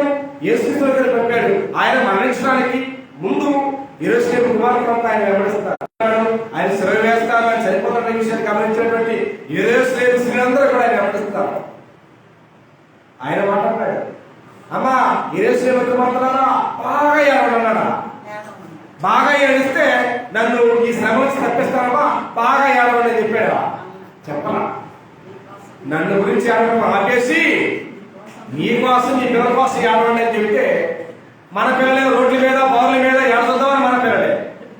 మనమే ప్రాంతంలో ఉంటాం, వాళ్ళే బోర్ల మీద, సినిమా థియేటర్లో ఏడచొద్దామన్న వాళ్ళే. కానీ మనమేమో ఈయన పుట్టాడని, ఈయన చనిపోయాడని, ఈయన కోసం చర్చలు ఏడుస్తూ ఉంటాం. ఎంత గౌరవం కాబట్టి జరగాల్సింది ఏంటంటే మనం ఎలాగ ఉన్నామో మన పిల్లల స్థితిగతులు ఎలాగున్నాయని దానికోసం ఏడవట్లేదు. వాళ్ళ ఈశ్వరుడు పుస్తకంగా చెప్పాడు, యేసుక్రీస్తు వాడతారా నా కోసం డోంట్ క్రై ఎనీబడీ. నా కోసం కాదు, మీకోసం, మీ పిల్లల కోసం ఏడాలి అంటే 40 రోజులు దగ్గర తిన్నారా? ఒక తిరణాలు అయిపోయింది, 40 రోజులు తిన్నారా? మళ్ళీ 20 రోజులు తిన్నా. కాబట్టి ఇట్లాంటి దుర్మార్గమైనటువంటి వ్యవస్థని క్రైస్తవ ప్రజలు తేవడం అనేది చాలా విచారించాల్సిన నేటికి. అంతా చదువుకున్నాం, అంతా ఎంఏ చేసాం, పీజీ చేసాం, పిహెచ్డీ చేసాం. ఎందుకు? సంస్కారం చదువు ఎత్తుంటే మాత్రం ఉంది. జ్ఞానం సరిగ్గా అంటుంటే మనం పోయాము. కాబట్టి ఇప్పుడు దేవుడి కూడా గ్రంథం బోధించే వాస్తవం ప్రకారం మన జీవితాలు లేకపోతే దేవుడు మహిమపరచబడే ఛాన్సే లేదు. వాస్తవానికి నువ్వు ఎంత చేయండి, దేవుడు కోరుకున్నట్టుగా ఆ పని లేకపోతే, దేవుడు వాక్య ప్రకారంగా నువ్వు చేసే ఆరాధన కానీ భక్తి కానీ ఏది లేకపోయినా నువ్వు చేసేది ఒక గొప్ప విగ్రహాలు అనే విషయాన్ని మర్చిపోతున్నప్పుడు దేవుడు కూడా. కాబట్టి మనం చేస్తున్నటువంటి ఘోర కార్యక్రమాలను బట్టి క్రైస్తవ్యం దృష్టించబడుతుంది. అట్లాంటివి ఒక్కసారి పత్రిక 1వ అధ్యాయం 10వ వచనం చూస్తే సిలువను గూర్చిన వార్త అన్నాడు. సిలువను గూర్చిన వార్త ఎప్పుడైంది? ఆయన పుట్టగానే అవ్వలేదు. ఆయన పుట్టి పెరిగి 33 సంవత్సరాలు ఆయన ఉన్నారు భూమి మీద. 33 సంవత్సరాలు ఆయన ఉండి తర్వాత ఆయన అందరి పాపాల కొరకు కలుగు శిలువకు అప్పగించబడి, కలుగు శిలువ మీద మరణించి సమాధి చేయబడి ఆయన పునరుద్ధరణ నిధిస్తే తప్ప స్వార్థ కాలేదు. సిలువ అక్కడ ఉన్నాడు. 1:18 సిలువను గూర్చిన వార్త నశించుతున్న వారికి వెరితనమే కానీ రక్షించబడుతున్న మనకు దేవుని శక్తి అన్నాడు. లోకములో ఉన్న వారి వెరితల నుంచి పక్కన పడదాం ఒక్క నిమిషం. క్రైస్తవుని చెప్పుకుంటూ డబ్బులు పెట్టి గ్రంథాన్ని కొని ఆ గ్రంథాన్ని మోసి ఆ గ్రంథాన్ని చదువుతున్న వారికి సిలువను కూర్చున్నటువంటి శక్తి అర్థమైందా? అర్థమవుతుందా? అర్థమైతే ఎంత అజ్ఞానం ఎందుకు? నిజంగా ప్రపంచానికి కావాల్సింది ఏం కావాలని చెప్పాడు? పాపములో ఉన్న ప్రతి మానవుడిని రక్షించడం కొరకే నేను వచ్చానని చెప్పాడు ప్రభు. మత్తయి 1:20 తన ప్రజలను వారి పాపముల నుండి ఆయనే రక్షించు. Is a great saviour in the world. ఆయన మించిన రక్షకుడు ఎవరు లేరు. అపోస్తల కార్యక్రమం 4 కూడా చెప్పుకొచ్చాడు. మరి ఎవరి వలనను రక్షణ కలగదు, ఆకాశము క్రింద మనుషులలో ఇయ్యబడిన ఏ నామములో మనకు రక్షణ లేదు, ఈ నామమునే మనం రక్షణ పొందవాలని వాటిని అపోస్తల పౌలు బల్ల మీద చెప్పుకొచ్చాడు, పిల్లి చెప్పుకొచ్చాడు. ఆ మాటని ఆయన చెప్పినా, నువ్వు చెప్పినా, నేను చెప్పినా, ఎవరు చెప్పినా యేసుక్రీస్తు నామములో రక్షణ అనే విషయాన్ని స్పష్టంగా గ్రంథం బోధిస్తున్నాం. అయితే ఆ యేసుక్రీస్తుని ఎలా అడ్డదారులు తప్పిస్తున్నారు? నిజంగా యేసుక్రీస్తుని వాళ్ళ ప్రపంచంలో ఎలాంటి అడ్డదారులు తప్పిస్తున్నారు మీరు చూస్తాం కాబట్టి మీడియాలో దేవుని చిత్తానికి, దేవుని వాక్యానికి వ్యతిరేకంగా ఎలాంటి ఘోరమైన దుష్కార్యమాలకు క్రైస్తవ ప్రపంచాలు కోరుకుంటున్నాయో మనం చూసుకుంటున్నాం. కాబట్టి మిమ్మును బట్టియే కదా రోమన్లో 2:2 అన్నాడు. మిమ్మును గురించే కదా అన్యజనుల మధ్య దేవుని నామము దూషించబడుతున్నది చెప్పుకొచ్చారు. గ్రంథములో ఉన్న ప్రకారంగా చేస్తే క్రైస్తవులు కానీ క్రైస్తవులు కాని వారు కానీ ఎవరు కూడా విమర్శించేటువంటి ఛాన్స్ ఉంటుంది వాస్తవానికి. ఎందుకంటే దేవుడు చెప్పిన నియమం అంతా కూడా చాలా హానెస్ట్ గా ఉంది, చాలా డిసిప్లిన్ గా ఉంది, ఏమండి, చాలా గౌరవంగా ఉంది, చాలా మర్యాదగా ఉంది, చాలా క్రమంగా ఉంది దేవుడు చెప్పిన ఆర్డర్ అంతా. ఎప్పుడైతే దేవుని వాక్యాన్ని, దేవుని చిత్తాన్ని ప్రజలు అవాయిడ్ చేశారో వచ్చిందేంటి? డిసార్డర్ వచ్చింది, అక్కలం వచ్చింది. అక్కలం వస్తే అల్లం వచ్చేసింది, అల్లతో పాటు గానా బజార్ వచ్చేసి అదొక లోపల ఈవెంట్కి చర్చకి తేడా తెలియదు. నిజంగా వాక్యం అనే వేరులో ఎంత గౌరవమైన క్రమాన్ని దేవుడు ఇచ్చారో వాక్యం క్రైస్తవులు మాత్రం అర్థం అవుతుంది. వాక్యం క్రైస్తవులకి ఏమైందండి? సమ్మగా ఉందండి, ఇది గొప్ప ఉప్ప ఉప్పేయడానికి సమ్మగా ఉండాలి. వాక్యం దేవుడు కోరే విధానాన్ని మనం ఆలోచించారు తప్ప మన మనసులో ఉన్న కోరిక తెచ్చుకోవడానికి మనం చర్చలు రానవసరం లేదు. వాస్తవానికి దేవుని చిత్తం కోసం, దేవుని మహిమ కోసం, దేవునికి ఘనతేవడం కోసం మనం చర్చలు అడిగడం తప్ప మన కోరికలో ఆ పాట పాడి దానికి ఇవాళ ఒక పాట పాడాలంటే ట్రాక్ పెట్టాలి. ఎవరి కోసం? ట్రాక్ లేకపోతే పాట పాడతారు, ట్రాక్ లేకపోతే పాట పాడే పరిస్థితులు లేవు ఇవాళ. అంటే ట్రాక్ దేనికి? దేవునికి గొప్ప స్వరాన్ని దేవుడు నీకు ఇచ్చాడు. ఆ స్వరాన్ని పక్కన పెట్టి ఎవడో ఏం నేర్చుకుంటే ట్రాక్ ఉంటుంది వాళ్ళ ప్రపంచం బయటపడింది. ఎంత దుర్మార్గాల ప్రపంచం బయటపడుతుంది. దేవుని చిత్తానికి వ్యతిరేకంగా మర్చిపోకండి. కాబట్టి విన్నాడు, సిలువను కూర్చున్న వార్త నశించుతున్న వారికి వెరితనమే కానీ ఇవాళ క్రైస్తవంలో ఉన్నది కదా, వాక్యం చదువుకుంటా ప్రార్థన గడుపుతున్నామని చెప్పి చేసే పనులని విరుద్ధమైన పనులు కదా. చేసే పని ఏంటి? బైబిల్ చెప్పింది ఏంటి? మనం ఏం చేస్తాం అనే విషయంలో జ్ఞానం లేకపోతే, సరే అవగాహన లేకపోతే మన చేసే పని విరుతాంగా వాళ్ళకి మనకి తేడా ఉందా? లేదు. మనకంటే మనకంటే ప్రార్థనకి వెళుతున్నామని చెప్పుకొని దేవుని చిత్తాల ప్రకారం నడవలేని వారికంటే అన్యులు నష్టం 100%. ఎందుకంటే వారి ద్వారా దేవునికి ఎక్కడ అవమానం కలగలేదు. కానీ మనం క్రైస్తవం చెప్పుకుంటూ చేసే పనులు ఆ అన్యాయకరంగా ఉండటం వల్ల, అజ్ఞానంగా ఉండటం వల్ల అవమానంగా ఉంటాయి దేవునికి కదా. కాబట్టి దేవ వాస్తవ సత్యాన్ని ఎత్తి పౌరు తిరిగి చెప్పుకొచ్చాడు. తిరిగి పత్రిక 1:16 చూస్తే, వారు దేవుని ఎరుగుదమని చెప్పుకుందరు కానీ అసహ్యులను, అవిధేయులను, ప్రతి సత్కార్య విషయ భ్రష్టులున్నాయి, తమ క్రియల వలన దేవుని ఎరగనట్టున్నారు అని చెప్పాడు పౌరుడు. ఎంత మొళ్ళను, ఎంత మొండమోడ అసలు. దేవుని ఎరుగుదమని చెప్పుకునే వాళ్ళే గుంపులు మందలం, కానీ చేసేవాళ్ళు తక్కువ ఉన్నారు. కాబట్టి వారు దేవుని ఎరుగుదమని చెప్పుకుందరు కానీ అసహ్యులు ఉన్నాడు. ఎవరికి? క్రైస్తులేగా, మందేగా, గుప్పేగా, అడవుడేగా, గత్తలేగా, గానా మజానేగా, అయినా వారు విడిచిపెట్టారు. వారు అసహ్యులను, వారు అవిధేయులను, ప్రతి సత్కార్య విషయంలో భ్రష్టులై ఉండి తమ క్రియల వలన దేవుని ఎరగనట్టున్నారని చెప్పుకొచ్చారు. ఇంకేముంది? నువ్వు బైబిల్ కొట్టేముంది? బైబిల్ పట్టుకుంటేవి తెల్లవారికి ముందే చర్చిన ముందు వెళ్ళి ఊడిసి చేస్తే ఎవరైనా కచేరి. నువ్వు ఏం చేసినా అడిగి కాల్సిన వినాలే వాస్తవానికి. కాబట్టి దేవుని చిత్తం తెలియకుండా, దేవుని వాక్యం తెలుసుకోకుండా, దేవుని వాక్యం నిలబడకుండా ఒక క్రైస్తవుడు చేసే ఏ పనైనా అన్యాకృతమైన పని, వ్యర్థమైన పని తప్ప ఉపయోగం లేదు. తిక్కలోడు తిరణాలంటే ఎదురు ముద్దు పెట్టినట్టు తప్ప చేసేగలిగింది ఏమి లేదు. తిక్కలోడు తిరణాలు ఏమైంది? ఆ వస్తెక్క, ఈ వస్తెక్క, ఆ వస్తెక్క, ఈ వస్తెక్క, అదెక్క, ఇదెక్క, ఇది తప్ప ఏం లేదు. నిజంగా బైబిల్ పడితే పత్రిక కొడుతున్న వారు కూడా తిక్కలోడు తిరణాలంటే ఉంది. బైబిల్లో ఏముంది? మనం ఏం చేస్తున్నాం? మనం ఎక్కడ ఉంటాం అనేటువంటి ఒక ప్రిన్సిపల్ అనేది లేకపోతే, ఒక నిబద్ధత లేకపోతే దేవత ఫాటర్ చేసేది వాస్తాను. కాబట్టి ఇప్పుడు దేవుడు కదా, ప్రతి మానవ జీవితాలు ఉద్యోగ శత్రువు వాయిదాలు ఉండకూడదు, ఎద్దుకు ముద్రట్టుగా ఉండకూడదు, తర్వాత తిక్కలోడు తిరణాలు ఉండకూడదన్న ఆలోచన గుర్తించిన దేవుడు ప్రతి వారికి దేవుడు విశ్వత తన గ్రంథాన్ని మన చేతులకు ఇచ్చాడు. ఇవాళ ఎక్కడికి వెళ్ళి గ్రంథాన్ని చదవవలసిన లేదు, ఎక్కడికి వెళ్ళి వినవలసిన లేదు. నువ్వు మనసు పెట్టి టీవీ మీద, సెల్ ఫోన్ మీద, ఏమంటే సీరియల్ మీద, లోకంలో ముసల మీద పెట్టినటువంటి వ్యామోహం అనే తయాన్ని గ్రంథం మీద పెడితే మన జీవితాలు ఇట్టే మారుతాయి. కానీ మనం వాటి మీద పెట్టేటువంటి వ్యామోహం తప్పన వాటి మీద పెట్టడం. కాబట్టి మన జీవితాలు మారట్లేదు, మారాలనుకోవట్లేదు. కాబట్టి శిలువను కూర్చిన వార్త నశించుతున్న వారికి వెరితనమే కానీ రక్షించబడుతున్న మనకు దేవుని శక్తి అన్నాడు. ఆ దేవుని శక్తి ఏంటో ఇవాళ మనకు ఎవరో అర్థం కాదు. అర్థమైందా? అర్థం కాదు. ఆ దేవుని శక్తి అంటే ఎప్పుడు అర్థమైంది? చనిపోయిన తర్వాత అర్థమైంది. నిజంగా ఆ శక్తి వల్ల ఎదిరింది.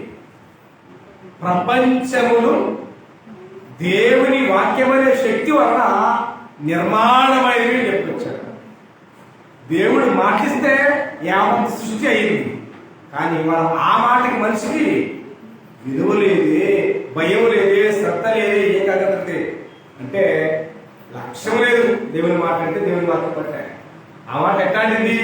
శివరం జ్ఞాపకం చేస్తా. ఆ దేవుని మాట పుట్టించాడు. కలుగా అయితే అయింది, అది కూడా అయింది. తర్వాత చదవకుంటున్నాను మనం సంబంధించి. అయితే క్రైస్తవులుగా ఉన్నవారు, లోకంలో క్రైస్తవులైన వారు ఏది పెడితే చేయడానికి ఆస్కారం లేదు. కానీ చాలా మంది క్రైస్తవులు ఉల్టా చేస్తూ ఉంటారు.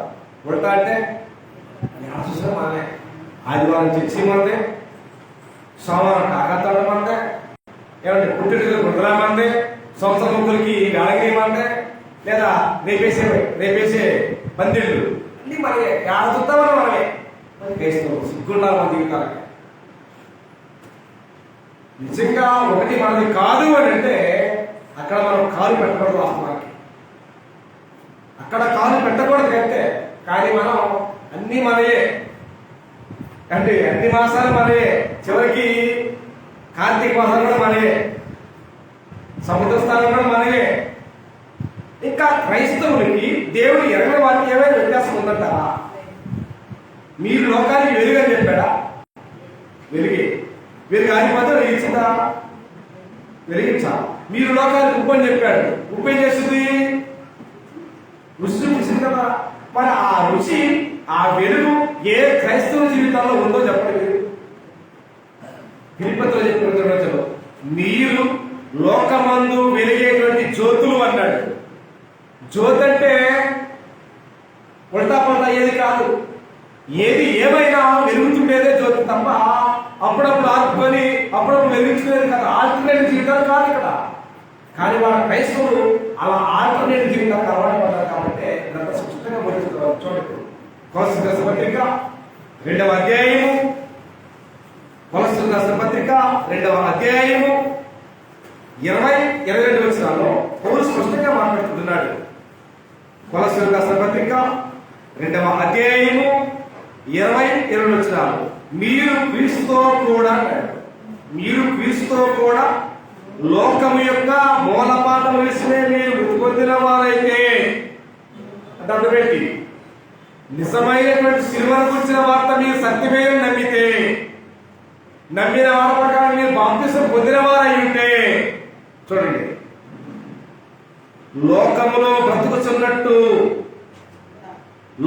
బ్రతుకుతున్నట్టుగా మనుషుల పద్ధతులను అనుసరించి శాత పట్టుకొనవద్దు, రుచి చూడవద్దు, ముట్టవద్దు అనే విధులకు మీరు లోబడనేలా.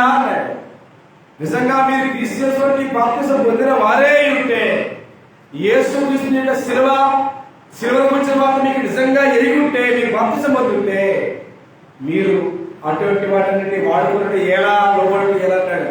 ఒకవేళ అవన్నీ వాడుకున్న చేత ఏమవుతారు? అవన్నీ వాడుకున్న చేత నశించిపోతారన్నాడు. డ్రామా ఆడితే నటిస్తే నష్టపోయేది మనమే. ఆడొకడుగు ఏడొకడుగు అన్ని మనడులే వేస్తే ఏడాది అడుగు ఎక్కడ ఎవరితో నిస్సావాసం, ఎవరితో ఉన్నావు అన్నది ఆదివారం వరకు దేవుడితో ఉంటారయ్యా, మిగిలిన వారిలో దెయ్యంతో ఉంటారంటే ఉండిపోలేదు. నువ్వు నటుడువేవచ్చు, మనం నటి నడులు అవ్వచ్చు, కానీ మనకు ఇచ్చినటువంటి దేవుడు అన్ని సూత్రాలు నిమిషాలు మర్చిపోకండి. కాబట్టి దేవుడిని మోసం చేయడం అనేది సాధ్యమైన మోసపోకుడి. దేవుడు వ్యక్తిగతపడడు. నువ్వు ఏం చేస్తున్నావు, ఎవరితో నీ సహవాసం అన్నది దేవుడికి తెలియనటువంటి విషయమే కూడా కాదు. కాబట్టి నువ్వు క్రైస్తవుడు అయితే లోకాన్ని వెలిగించేవాడు కదా. నువ్వు లోకానికి మీరు ఉప్పు అయితే ఈ లోకాన్ని రుచి ఉంటావు తప్ప ఏడచొద్దామని మనమే ఉంటే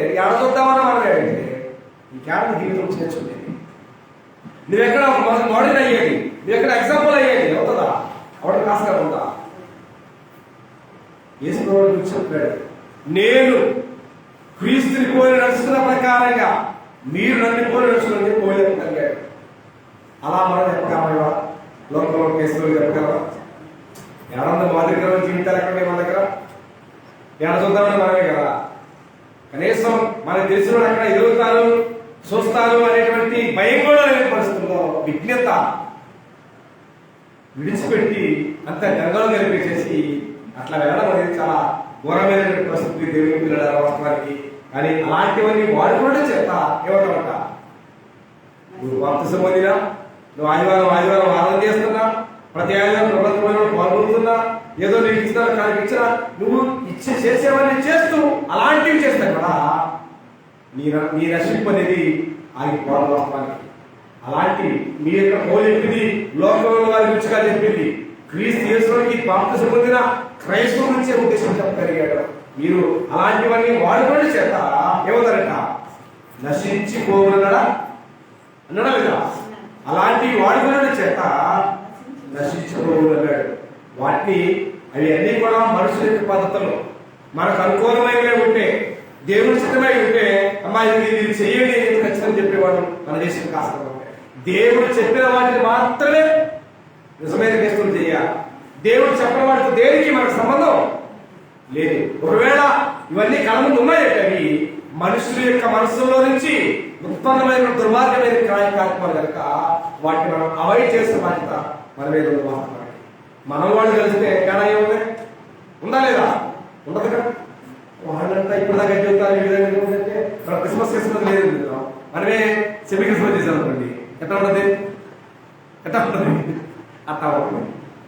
కాబట్టి దేవుని పిల్లల దేవునితో చాలా నియమంగా నిష్ఠగా ప్రేమగా బ్రతకగలిగితే దేవుడితో ఉంటాం తప్ప లేకపోతే చాలా ప్రమాదకరమైన విషయంలో మర్చిపోతా ఉన్నాం. ఆ సందర్భంలో మనకు తెలియకుండా మనం అనేక ప్రమాదాలు తెలుసుకుంటాం దేవుని. కాబట్టి లోకమంతా దుష్టులు, దేవుని చిత్త ప్రకారం ఎవరి వారంతా కూడా దుష్టుల సంబంధమైన విషయం కన్నా మనం బోధిస్తామని. అయితే ఎవరైతే నశించిపోతా ఉంటారో వారికి ఎవరి బలం ఎక్కువ? నశించిపోయే వారిలో ఎవరి బలం ఉంటుంది? నరకానికి వెళ్ళే వారిలో ఎవరి బలం ఉంటుంది? ప్రజల ఫోర్స్ ఉంటుంది. దాన్ని ఎవరి ఫోర్స్ ఉంటుంది? ఎనర్జీ ఏముంది? సాతాను. నిత్య జీవానికి వెళ్ళే వారికి ఎనర్జీ ఏముంది? దేవుడిది. ఏంటా బలం? వాక్యమే. కాబట్టి కదా ఎక్కడ యాకోబు పత్రిక 1:20 అంటాడు, అందుచేత సమస్త కల్మషములు విర్రవీగుచున్న దుష్టత్వమును మాని లోపల నాటబడి మీ ఆత్మను రక్షించడు శక్తిగల వాక్యము. అందులో శక్తిగల వాక్యం అంటాడు. అంటే దానిలో ఎంత పవర్ ఉందో, ఎంత ఎనర్జీ ఉందో. ఇట్లా గంధాన్ని మోస్తే అర్థమవుగా అర్థమైందా? గ్రంథాన్ని 1000 రూపాయలు పెట్టి గ్రంథాన్ని బ్యాగ్లో పెట్టి మోస్తే తెలియదుగా. దాన్ని చదివినప్పుడు దానిలో ఉన్న సంగతులు గ్రహించినప్పుడు అవి మనకు అర్థమైనప్పుడు వాటి పవర్ ఎంతో, వాటి ఎనర్జీ ఎంతో మనకు అర్థమై కలుస్తుంది. కాబట్టి అందుచేత సమస్త కల్మషములు విర్రవీగుచున్న దుష్టత్వములు మాని లోపల నాటబడి మీ ఆత్మను రక్షించుటకు శక్తిగల వాక్యమును సాత్వికతో అంగీకరించాలన్నాడు. ఆ శక్తిగల వాక్యాన్ని ఎవరైతే అంగీకరించరో వాళ్ళు ఏముందిగా? ఏ బలం ఉంది? సాతాను కనబరుచు బలమే ఉన్నదన్నాడు నిరుటతో. ఇప్పుడు చూడండి, అపోస్తలుడైన పౌలు తెస్సలోనికీయులకు రాసిన 2వ పత్రిక 2వ అధ్యాయం 10వ వచనంలో రాయబడింది. అపోస్తలుడైన పౌలు తెస్సలోనికీయులకు రాసిన 2వ పత్రిక 2వ అధ్యాయం 10వ వచనం, కానీ దుర్నీతిని పుట్టించు సమస్త మోసముతోను నశించుతున్న వారిలో, చూడండి, నశించుతున్న వారిలో సాతాను కనబరుచు బలము అనుసరించి అన్నాడు. ఏ బలం ఉంది? సాతాను బలం ఉన్నవాడు ఇక ఏం చెప్పినా వెళ్ళడం. అర్థమైందా? సాతాను బలం ఉన్న వ్యక్తి ఎంత బలమైన దేవుని వాక్యం చెప్పినా వాడి ముందు పందుల ముందు ముత్యాలు పోసినట్టే. అర్థమైందా? పందుల ముందు ముత్యాలు పోసినట్టు తప్ప వాడు వినడం. ఎందుకంటే పందులకి ఎంత తెలుసా? ఈ ముత్యాలు, ఈ వజ్రాలు, ఈ వైడియాలు, ఈ టెంపుల్, ఈ కుక్క తెలుసా? పందికి తెలుసా? దేవుని వాక్య సారాంశం ఎరగని, దేవుని చిత్తము తెలియని, దేవుని చిత్తము లోబడినటువంటి క్రైస్తవులందరూ వస్తే ఈ రెండే. మీ ముత్యములను పందుల ఎదుట, కుక్కల ఎదుట వేయద్దు అని చెప్పుకొచ్చాను. దేవుని వాక్యానికి లోబడినటువంటి క్రైస్తవ ప్రపంచం అంతా ఇక్కడ అదే పరిచాడు, అరుణుడితో పరిచాడు. బాప్తిస్మం పొంది సత్యాన్ని తెలుసుకొని సువార్తలోబడి బాప్తిస్మం పొంది తిరిగి లోకంలో కలిసినటువంటి ప్రతి వారి గురించి కూడా చెప్పాడు. కడగబడిన పంది బురదలో దొర్లుడియు కుక్క తన వాటికి తిరుగుతున్న నిజమైన సామెత అని చెప్పాడు. ఎవరి గురించి? తప్పిపోయిన ఒక క్రైస్తవ సహోదరి సహోదరు చెప్పుకొచ్చాడు. కొత్త నిబంధనలో కుక్క గురించి పంది గురించి మాట్లాడాడు. కానీ పాత నిబంధనలో ఇశ్రాయేలు చాలా గొప్పడు కాబట్టి వాళ్ళ కోసం గాడిదను ఎద్దు గురించి మాట్లాడాడు. గాడిద తన సొంత వారి దొడ్డు నెరుగును, ఎద్దు తన కామాంధులను చెప్పి ఆరింటి పాత నిబంధనలకు వచ్చాడు. కొత్త నిబంధనలో ఉన్న నీచమైన క్రైస్తవ్యాల గురించి మాట్లాడుతూ కుక్క పంది కంటే దానికి వచ్చాడు. మర్చిపోకండి. కాబట్టి ఎందుకంటే ఈ మాటలు విన్నప్పుడు మనకి ఏం కావాలా? ఏం రావాలా? హరేసు కట్టలు తెచ్చి రావాలి. నీ ఎందుకు చేతగాని వాడిని అవ్వాలన్నప్పటికీ ఆలోచన రావాలి. కానీ మనం చేస్తా ఉంటాం దేనికి? నిజమైన సత్యవాక్యాన్ని విన్నప్పుడు ఆవేశం కట్టి తెప్పి వస్తూ ఉంటుంది. దీనికి ఏం చేయలేక దానికి సమాధానం చెప్పలేక అట్ట వస్తా ఉంటుంది. ఉపయోగం ఉందా? కోపపడుడి, ఏకపోతే ఉన్నాడు కోపపడుడి కానీ పాపం చేయదు. దేనికి? నరుని కోపము దేవుని నీతిని నెరవేర్చదు. కాబట్టి నీతేంటో గుర్తెరిగి సత్యమేంటో గుర్తెరిగి ఆ సత్యానికి లోబడితే ఉపయోగం చెప్పుకొచ్చాడు. కానీ వాక్యం చెబుతున్నావా? ఆలోచనలు పక్కన పెట్టి ఆవేశపడతా ఉంటారు, కుర్చీలో ఎగిరిసి పడతా ఉంటారు. దేనికి? వాళ్ళ అసమర్థతకి అది నిరోధం. కాబట్టి వాక్యం ఎలాగండి? ఆ వాక్యం నేను నా జీవితాన్ని సరిచేసుకున్నాను ఆలోచన విడిచిపెట్టి ఇక మనుషులు టార్గెట్ చేస్తే వాడి జీవితం మారేది, వాడు వెళ్ళేది నరకానికి. కాబట్టి నేను దేవుడికి కదా ఇక్కడ చూడండి తక్కువ వచ్చిన కూడా దుర్నీతిని పుట్టించు సమస్త మోసముతోనూ నశిస్తున్న వారిలో సాధారణ గర్భస్వరం అనుసరించు. ఇందుచేత వాళ్ళు ఎవరు కూడా నమ్మరు. ఏమి నమ్మరు? సత్యాన్ని నమ్మరు. అంటే అయ్యగారు చెప్పేదో అమ్మగారు చెప్పేదో టీవీలు కనపడేది వేదం, కానీ బైబిల్లో ఉండేది వాడికి సత్యంలా కనపడదు. ఒకవేళ చెప్పావా వాడు ఆవేశపడతాడు, ఆలోచన చేయడు. ఎందుకంటే గడపది ఎవరిది? సాతాంది కదా. నిజమైన దేవుణ్ణి అయితే వాడు ఆలోచన చేస్తాడు, అన్వేషిస్తాడు, తెలుసుకుంటాడు, గ్రహిస్తాడు, గమనిస్తాడు. కానీ దెయ్యాలు ఏం చేయదు? గ్రహించదు, ఆలోచన లేదు కదా. కాన్సన్ట్రేషన్ ఎవరిది? ఈయన గుర్తు తీసేసి వాడు గుర్చేస్తాడు, వాడు ఆలోచన చేయడం. కాబట్టి ఇందుచేత సత్యమును నమ్మకంటాడు. క్రైస్తవ జీవితానికి పునాది సత్యం. కనబడుతున్న ప్రపంచానికి పునాది సత్యం. ప్రపంచములు దేనివల్ల? ప్రపంచములు దేవుని వాక్యం వలన నిర్మాణమై చెప్పింది కదా. ఓకేనా? క్రైస్తవ ప్రపంచానికి పునాది సత్యం అనగా దేవుని మాట.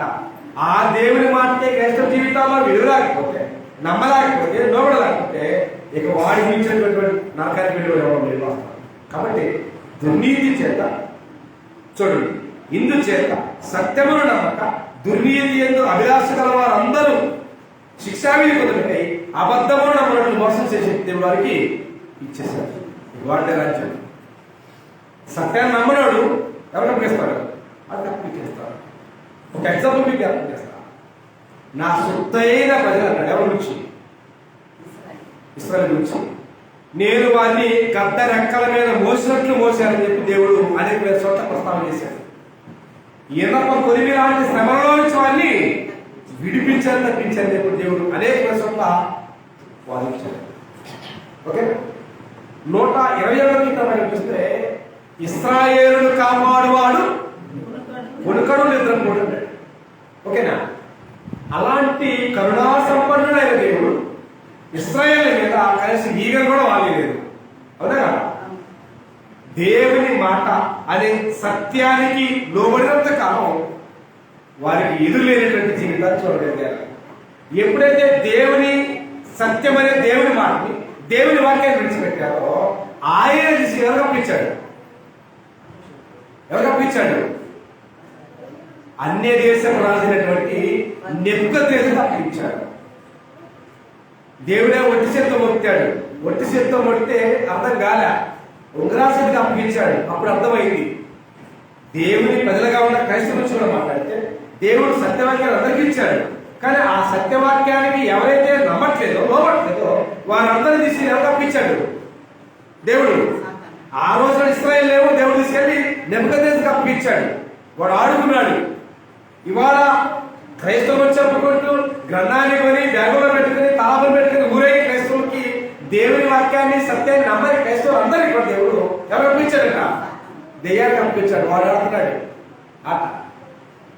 కాబట్టి వాడి చేతిలో ఉన్నావో, దేవుడి చేతిలో ఉన్నావో, వాడు ఆడుతున్నాడో ఎవరు ఆడుతున్నాడో తెలుసుకోలేకపోతే నరకానికి వెళ్ళి మన జీవితాలు సక్కరైపోయాయి. కాబట్టి మీరు దేవుడు కదా అలాంటి రుజువుల కోసం దేవుడు వాక్యాన్ని ఇచ్చాడు. కాబట్టి ఇందుచేత సత్యం నమ్మక దుర్నీతి యొక్క అభిలాషగా వారందరూ కూడా శిక్షావిధి పొందుటకై అబద్ధములను నుండి దేవుడు మోసం చెప్పి వాళ్ళు ఇచ్చాడు కాబట్టి వాళ్ళు ఆవాసన అనుకున్న జీవితం నరకానికి వెళ్ళేదాకా వాళ్ళకి ఇది మోసమని తెలియదు.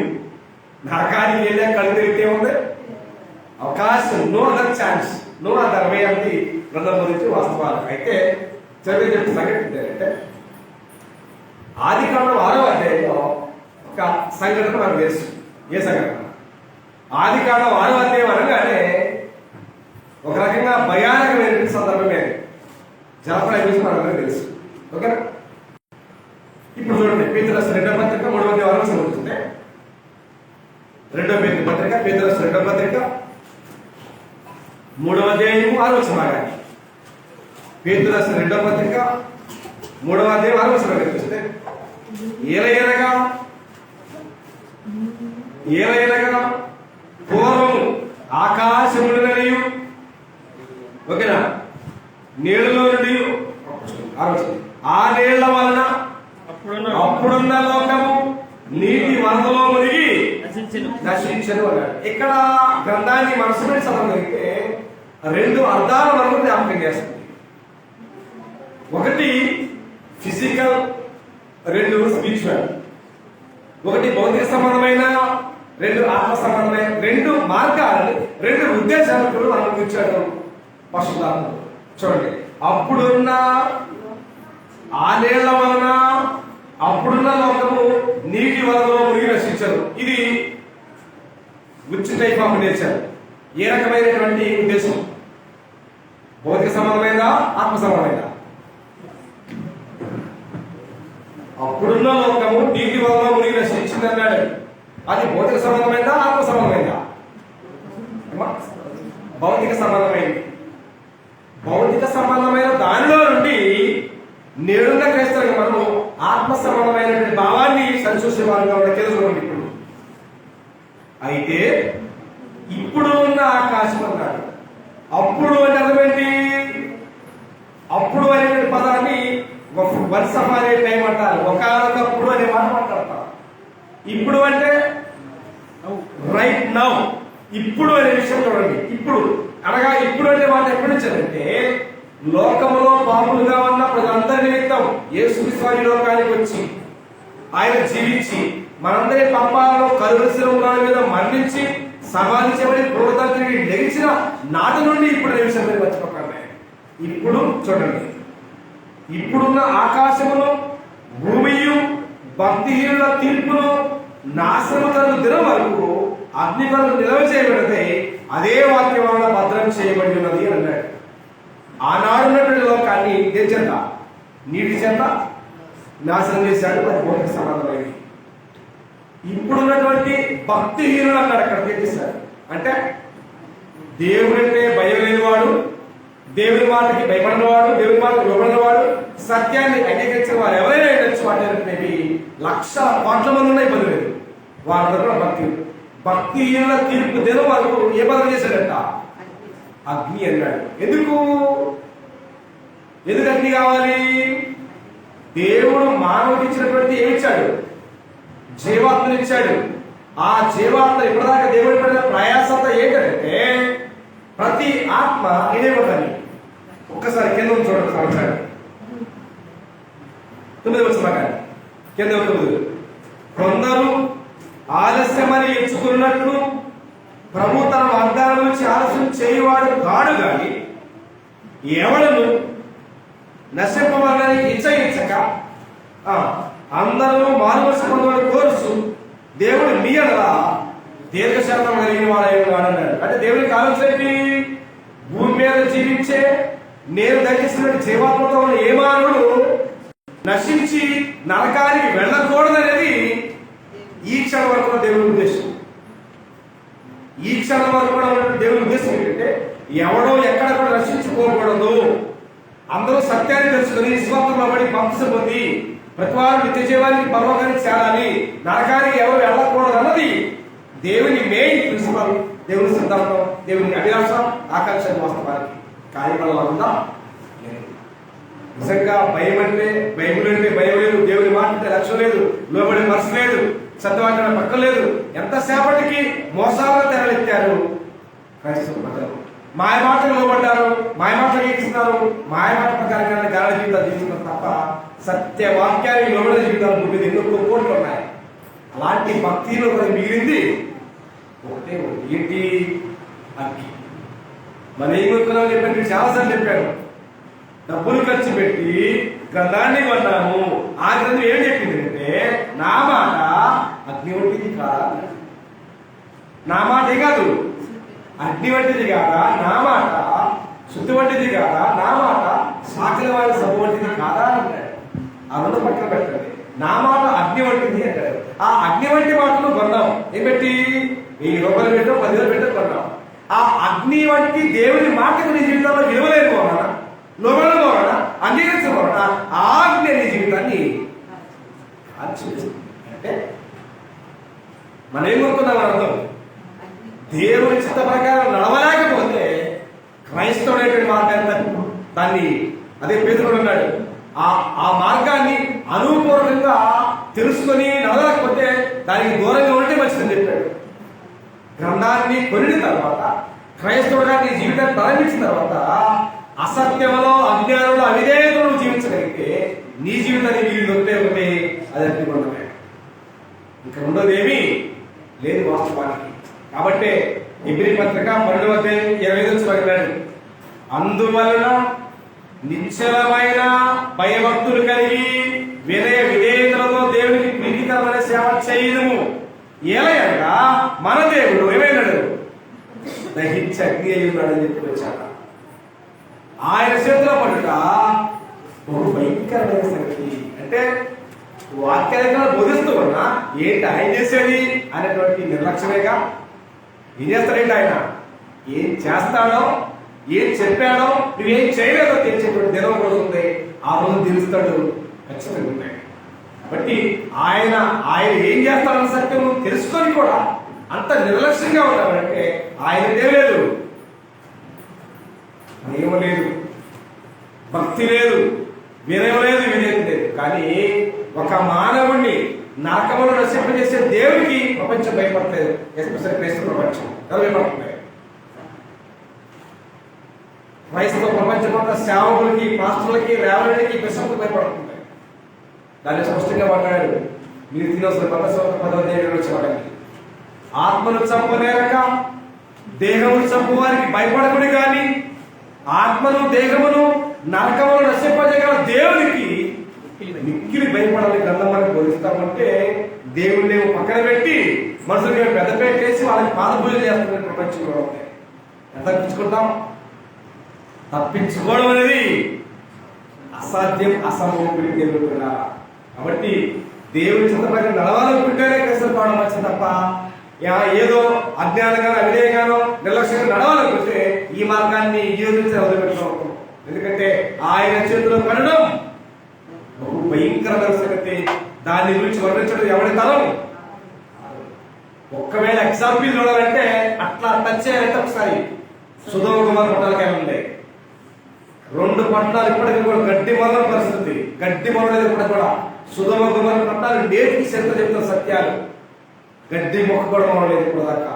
సుధమ ఎదిగి అగ్నిగంధగా వదిలేస్తేనే ఎట్లా ఉంటే అందుకోలిస్తే ఎట్లా విచ్చుకొని నశించుకోవడం దేవుడి ఇష్టం కాదు.